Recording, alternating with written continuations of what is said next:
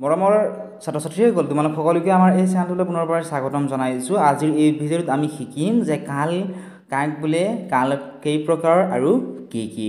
নৱোদয় পৰীক্ষা দিয়া ছাত্ৰ ছাত্ৰীসকলৰ বাবে বহুত বেছি ইম্পৰ্টেণ্ট হয় এইখিনি জনাটো, কিয়নো পৰীক্ষাত এনেকুৱা ধৰণৰ প্ৰশ্ন তোমালোকৰ আহিব যেনে হৈছিল ক্ৰিয়াৰ কাল হ'ল। ইয়াতে বৰ্তমান কালত আছে, এইটো অতীত কালৰ, ভৱিষ্যৎ কালৰ নে অনিশ্চিত। গতিকে এনেকুৱা ধৰণৰ প্ৰশ্ন তোমালোকৰ আহিব। তোমালোকক ডিৰেক্টলি নুসুধে যে কাল কাক বোলে, কাল কেই প্ৰকাৰৰ, কি তোমালোকৰ এনেকুৱা ধৰণে নাহে, কিন্তু এনেধৰণে তোমালোকৰ প্ৰশ্নটো দিব। গতিকে এনেধৰণৰ প্ৰশ্ন যেতিয়া দিব তোমালোকে জানিব লাগিব, হয়নে, কাল কাক বোলে, কাল কেই প্ৰকাৰৰ কি আৰু এইখিনি তোমালোকৰ ভাষা পৰীক্ষাৰ পৰা আহিব। গতিকে আহা আমি উদাহৰণৰ সৈতে এইখিনি ধুনীয়াকৈ জানি লওঁ। কাল কাক বোলে চোৱা যে ব্যাকৰণৰ ভাষাত কাল শব্দই কোনো কাৰ্য কৰা বা নকৰা বা কোনো ঘটনা ঘটা বা নঘটাৰ সময়ক নিৰ্দেশ কৰে। সেয়ে চমুকৈ যদি আমি ক'ব যাওঁ কাল কাক বুলিয়ে তোমালোকে ক'ব পাৰা যে ক্ৰিয়াৰ সময়কে কাল বুলি কোৱা হয়। আৰু এবাৰ কৈছোঁ চোৱা যে ব্যাকৰণৰ ভাষাত কাল শব্দই কোনো কাৰ্য কৰা বা নকৰা বা কোনো ঘটনা ঘটা বা নঘটাৰ সময়ক নিৰ্দেশ কৰে। সেয়াহে আমি ক'ব পাৰোঁ যে ক্ৰিয়াৰ সময়কে কাল বুলি কোৱা হয়। এতিয়া কাল কেই প্ৰকাৰৰ? কাল হৈছে 3 প্ৰকাৰৰ। সেয়া হৈছে বৰ্তমান কাল, অতীত কাল আৰু ভৱিষ্যৎ কাল। বৰ্তমান কালক ইংৰাজীত প্ৰেজেণ্ট টেন্স বুলি কোৱা হয়, অতীত কালক ইংৰাজীত পাষ্ট টেন্স বুলি কোৱা হয়, ঠিক তেনেধৰণে ভৱিষ্যৎ কালক ইংৰাজীত ফিউচাৰ টেন্স বুলি কোৱা হয়। এতিয়া আমি জানো আহা যে বৰ্তমান কালনো কাক কয়, উদাহৰণৰ সৈতে আমি শিকোঁ। গতিকে চোৱা বৰ্তমান কালক ইংৰাজীত প্ৰেজেণ্ট টেন্স বুলি কোৱা হয়। গতিকে চোৱা যে বৰ্তমান কাল কাক বোলে যে যি ক্ৰিয়াই বৰ্তমান সময়ত কোনো কাম কৰা বা হোৱা বুজায় তাকে বৰ্তমান কাল বুলি কোৱা হয়।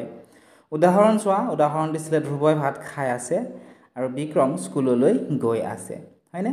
গতিকে ইয়াতে চোৱাচোন কি কৈছে যে বৰ্তমান কাক বোলে যি ক্ৰিয়াই বৰ্তমান সময়ত কোনো এটা কাম কৰা বা হোৱা বুজায় তাকে বৰ্তমান কাল বোলে। উদাহৰণ ধ্ৰুৱই ভাত খাই আছে, বিক্ৰম স্কুললৈ গৈ আছে। তেনেকুৱা ধৰণৰ আৰু এটা উদাহৰণ দিব পাৰা যে আমি এই ভিডিঅ'টো চাই আছোঁ, হয়নে? এই ভিডিঅ'টো চাই থকা কামটো কি হৈছে, বৰ্তমান হৈ আছে। গতিকে ঠিক আছে, গতিকে বৰ্তমান যদি কোনো এটা কাম কৰা বা হৈ থকাটো বুজায় বা হোৱাটো বুজায় তেতিয়াহ'লে তাক বৰ্তমান কাল বোলে।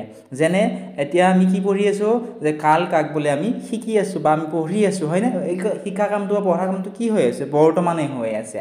গতিকে ইয়াকে বৰ্তমান কাল বুলি কোৱা হয়। গতিকে মনত ৰাখিব লাগিব যি ক্ৰিয়াই বৰ্তমান সময়ত কোনো কাম কৰা বা হোৱা বুজায় তাকে বৰ্তমান কাল বুলি কোৱা হয়। এতিয়া নেক্সট আমি চাওঁ আহাচোন যে অতীত কাল বা ভূতকাল কাক বোলে। অতীত কালকে ভূতকাল বুলি কোৱা হয় আৰু ইংৰাজীত কোৱা হয় পাষ্ট টেন্স। গতিকে চোৱা যি ক্ৰিয়াৰ কাম আগতে শেষ হৈ গৈছে তাকে অতীত বা ভূতকাল বোলে। যি ক্ৰিয়াৰ কাম আগতে শেষ হৈ গৈছে তাকে অতীত বা ভূতকাল বোলে। যেনে তোমালোকৰ বহুতেই এতিয়া ধৰি লোৱা তোমালোকে ক্লাছ 5ত পঢ়ি আছা, হয়নে? এতিয়া ক্লাছ 4ত যেতিয়া তোমালোকে পঢ়িছিলা ক্লাছ 4ৰ পঢ়া কামটো কি হৈ গ'ল, চতুৰ্থ শ্ৰেণীৰ পঢ়া কামটো আমাৰ শেষ হৈ গ'ল, হয়নে? গতিকে চতুৰ্থ শ্ৰেণীৰ কিতাপজন আৰু তোমালোকে পঢ়িবা এতিয়া, বৰ্তমান নপঢ়া, তোমালোকে পঞ্চম শ্ৰেণীৰ কিতাপবোৰ পঢ়ি আছা। গতিকে সেইটোকে কৈছে যে যি ক্ৰিয়াৰ কাম আগতে শেষ হৈ গৈছে তাকে অতীত বা ভূতকাল বোলে। যেনে উদাহৰণ হিচাপে চোৱাচোন, মই গুৱাহাটীলৈ গৈছিলোঁ, যোৱা কামটো কি হৈছে, আগতেই হৈ গৈছে, হয়নে? গৈছিলোঁ আছে। ঠিক একেধৰণে মা আৰু মই পেহীহঁতৰ ঘৰলৈ গৈছিলোঁ। গতিকে এই পেহীহঁতৰ ঘৰলৈ যোৱা বা গুৱাহাটীলৈ যোৱা সেই কামটো কি হৈ গৈছে, হৈ গৈছে। ঠিক একেধৰণে বাক্যত তোমালোকে বৰ্তমান কালৰ বাক্য এটা কমেণ্ট ছেকশ্যনত লিখি দিয়া আৰু অতীত কালৰ বাক্য এটা তোমালোকে কমেণ্ট ছেকশ্যনত লিখি দিয়া, তেতিয়া আমি বুজি পাম যে তোমালোকে কিমানখিনি বুজি পালা। এতিয়া আমি যদি নেক্সট চাব লাগিব যে ভৱিষ্যৎ কাল কাক বোলে।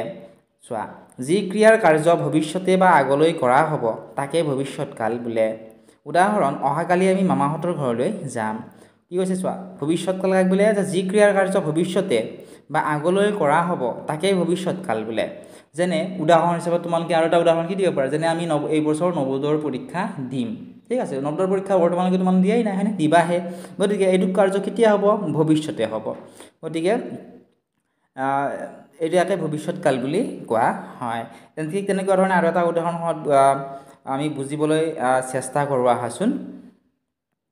আমি বৰ্তমান কালৰ বাক্যটো এনেকৈ লিখিব পাৰোঁ যে মই এতিয়া ইংৰাজী কিতাপ কিতাপখন পঢ়ি আছোঁ ঠিক আছে মই এতিয়া ইংৰাজী পঢ়ি আছোঁ ঠিক একেধৰণে এইটো বাক্যক যদি অতীত কালত কোৱা হয় তেতিয়া কি হ'ব যোৱাকালি মই ইংৰাজী পঢ়িছিলোঁ ঠিক একেধৰণে এইটো বাক্যক যদি ভৱিষ্যৎ কালত কোৱা হয় তেতিয়া আমি কি ক'ব লাগিব যে অহাকালি মই ইংৰাজী পঢ়িম বা 3 ঘণ্টাৰ পিছত মই ইংৰাজী পঢ়িম আশা কৰিছোঁ তোমালোকে এইখিনি তোমালোকৰ ক্লিয়াৰ হৈ গ'ল এতিয়া এনেকুৱা ধৰণৰ প্ৰশ্ন যদি পৰীক্ষাত দিয়ে তোমালোকে নিশ্চয় পাৰিবা হয়নে প্ৰশ্নটো কি দিছিল হৈছিল ক্ৰিয়াৰ কাল হ'ল হৈছিল যেনে কামটো কৰা হৈ গৈছিল হয়নে বিক্ৰমহত আমাৰ ঘৰলৈ আহিছিল গতিকে ইয়াত যেটো হৈছিল মানে কি বুজাইছে এই কামটো আগতেই কৰাটো বুজাইছে গতিকে ইয়াতে সুধিছিল যে এইটো বৰ্তমান কালৰ অতীত কালৰ ভৱিষ্যৎ কালৰ নে অনিশ্চিত কালৰ গতিকে ইয়াতে শুদ্ধ কোনটো হ'ব যেটো হৈছিল বুলি আছে যেনে কামটো কৰা হৈছিল হয়নে গতিকে ইয়াতে কি হ'ব অতীত কালৰ বাক্য হ'ব আশা কৰিছোঁ তোমালোকে বুজি পালা